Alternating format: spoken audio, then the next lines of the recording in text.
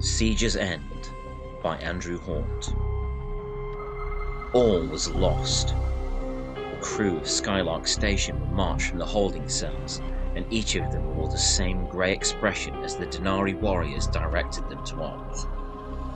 Each of the tall grey Denari held a storm lance, their traditional weapon that melded a spear with a high-powered energy blast capability. The 6 remaining crew had never felt claustrophobic on the station until now, with the corridor lights dimmed and the sound of a bustling scientific facility long gone. Their boots beat out a mournful rhythm as their captors followed behind, ready to kill anyone who tried to make a stand. Kelly, Deepak, Joanne, Morris, Sasha and Jimmy knew that soon the only voices that would be heard aboard Skylark's station would be the throaty Denari clicks and moans. Effects of the past 3 weeks were very evident in the human crew. Their once snug uniforms hung off gaunt frames. Healthy complexions had given way to dark circles and thin skin. Their faces were obscured by their helmets. The siege of Skylark Station had taken them from 40 crew to just 6, and those half dozen were about to be executed before the Denari Patriarch, the horrid, spindly creature known as Cream Talk. "Don't we get a last meal?" The Denari behind Kelly lashed out with its storm lance, catching her in the shoulder with a shock of energy. The others tried to pull her away from starting a fight, but once Kelly was angry, nothing could stop her. She lashed out at the warrior with both manacled fists, connecting with the side of its face. The impact gave out a satisfying snap, but the Denari just shook off the blow. It reached over to Kelly's helmet and dragged her by the face away from her colleagues. It pulled her off her feet so her face met its own. "Provoked," it said in a dry, clicking voice. "Could execute here."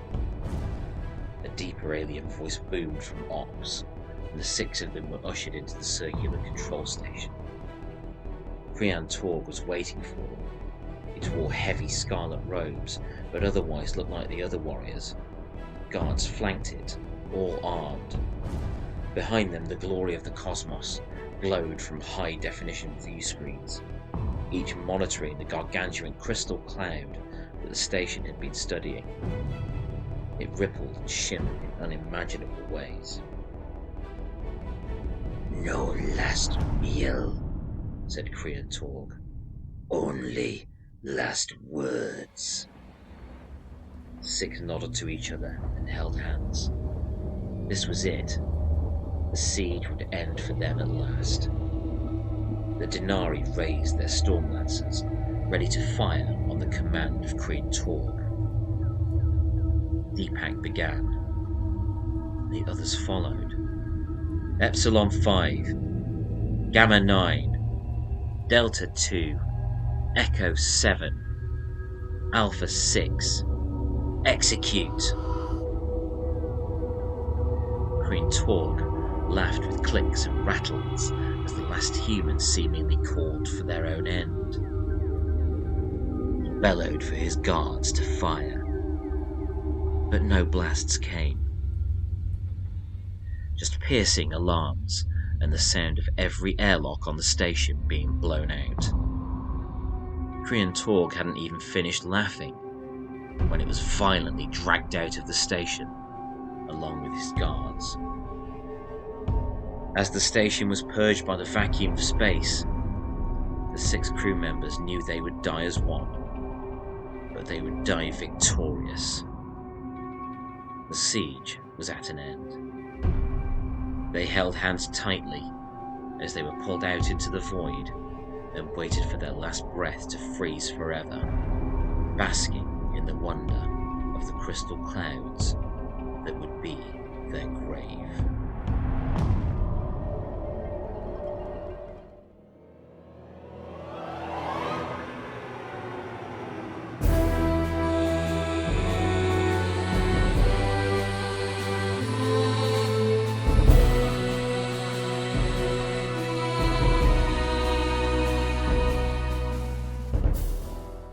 Thank you for watching. Please like, share and subscribe.